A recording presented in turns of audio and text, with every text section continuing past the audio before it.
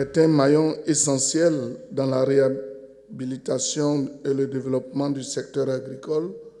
pour stimuler l'investissement national et international au profit des producteurs nationaux et des autres pays de la sous-région.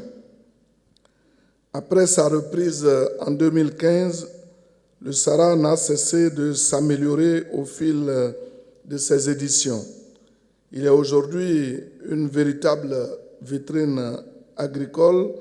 de la sous-région qui vise essentiellement à promouvoir les productions de l'agriculture, de l'élevage, de la pêche, de la foresterie et de l'industrie agroalimentaire, faire connaître les capacités de production agricoles et des échanges de la sous-région avec le reste du monde, initier des partenariats techniques et commerciaux de type Sud-Sud et Nord-Sud, servir de cadre pour des forats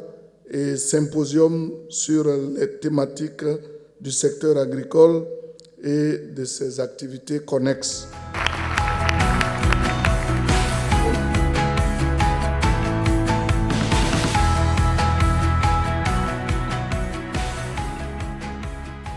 L'agriculture africaine face aux défis des chocs internes et externes,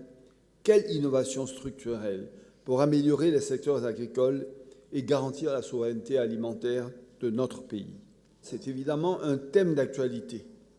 Au sortir des crises, pandémies, guerre en Ukraine ou terrorisme auxquels le monde comme l'Afrique sont confrontés, c'est un thème, celui de la souveraineté agricole et alimentaire de l'Afrique, qui fut débattu également avec force et innovation il y a quelques jours à peine à Dakar, lors du sommet « Nourrir l'Afrique », organisé par la BAD et l'Union africaine, et auquel la Côte d'Ivoire, par la voix du vice-président de la République, a apporté une parole haute et claire. Il a notamment pu partager notre pacte de livraison des produits alimentaires agricoles, basé sur le plan national de développement, le plan national d'investissement agricole et la politique nationale de développement de l'élevage, la pêche et l'aquaculture 2022-2026. Mesdames et messieurs, après le Royaume du Maroc en 2015, l'Afrique du Sud en 2017 et la France en 2019, c'est le Royaume des Pays-Bas qui est le pays à l'honneur de la 6e édition du SARA. Aujourd'hui, en Afrique,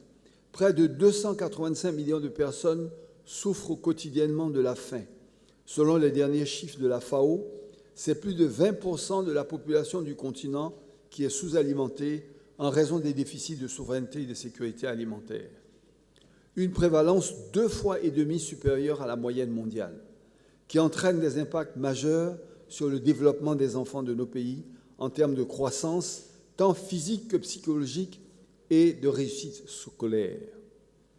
Et notre continent, terriblement dépendant de l'extérieur pour son alimentation, voit en retour l'inflation alimentaire croître. Celle-ci a atteint près de 14% en Afrique en 2022 et près de 13% en 2021 selon la BAD, au plus haut depuis plus d'une décennie.